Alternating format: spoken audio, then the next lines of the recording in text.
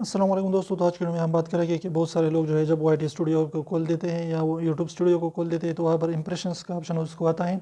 तो वो सोचते होंगे कि इंप्रेशन जो है क्या है और ये जो है यूट्यूब वाले ने यहाँ पर क्यों दिया है।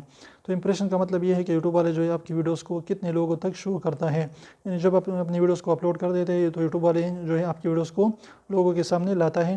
तो अगर आपकी वीडियो की थंबनेल अच्छी है, आपकी वीडियो अच्छी है, तो लोग उस पर क्लिक कर देते हैं और आपको व्यूज़ मिलते हैं। यानी मतलब ये है कि यूट्यूब वाले आपकी वीडियोस को फ्री में प्रमोट कर देते हैं जब अपने यूट्यूब पर वीडियोस डालते हैं।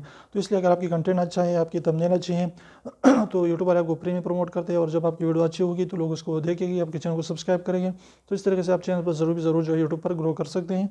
लेकिन मेन चीज़ आपकी कंटेंट है, आपकी क्वालिटी है और आपकी जो है कंटेंट है वो किस चीज़ के बारे में है और आप जो है क्या सिखा रहे हैं। तो इस तरीके से अगर आपकी वीडियो अच्छी होगी तो ज़रूर इंशाल्लाह इस पर जो है आपको व्यूज़ जो है मिलेंगे।